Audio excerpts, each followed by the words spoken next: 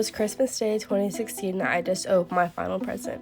It was a phone. I remember how excited I was. I couldn't believe I had gotten it. I remember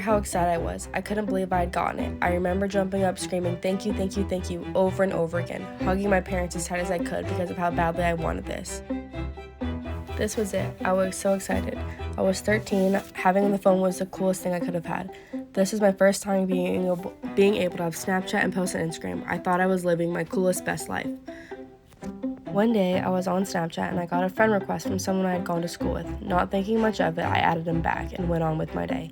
Over the next few days, we were Snapchatting, making small talk, and I began to actually like this boy and think we would keep talking until one day, poof, he had blocked me. I couldn't help but wonder why.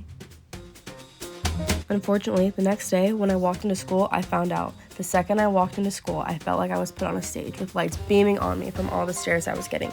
After about 10 minutes, I was confronted by my best friend asking me, "Is it true?" I wondered, was what true? Come to find out, I was being called all sorts of names about this boy, who I thought was my friend on Snapchat. That night, I fell asleep crying in my mom's arms, telling her how could I be so stupid about it, and just thinking how stupid I was for talking to this kid. After crying myself to sleep that night, she decided to take upon herself to contact the school and get this kid in trouble for what he had done to me. The next day, I was sitting in class when I heard over the intercom that I needed to come be seen at the office. I felt my stomach drop to my ankles in that moment. But the funny thing is, while I was walking to the office, I crossed paths with the boy who had done this to me, and we both were headed to the same place. In my head, I kept thinking, why can't you have just said this to my face? Then I realized, wait, he was hiding behind a screen, and that is why he was able to say it. The whole meeting was pretty miserable, to be honest, because I had to sit there and listen to all the awful things that he had to say about me without even knowing me, which was so infuriating. As I sat there, it did make me see the awful things that people say and do behind a screen.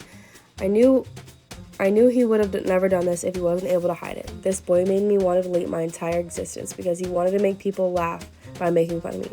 He was able to do this because he was able to hide behind a screen. For what it's worth, I feel like this experience really made me grow as a person. I feel like it taught me a lot of lessons about the dangers of the internet, and I know now that I won't be able to be manipulated by someone that hides behind a computer screen. This whole experience did make me change my views on the internet, just because it made me realize what people are capable of. Now I'm 20, and looking back on this experience, it breaks my heart to think that 13-year-old girl was so excited over something that was entirely devastating to her. It also made me think about the fact that someone that young could do something like that. Then, imagine the people out there who do it, that make money off people or steal from people and steal their identities. The older I've gotten, the more I have seen the damage that the internet has done. And I'm glad that I had a wake-up call when I was so young, because it was able to prepare me for the dangers of the internet today.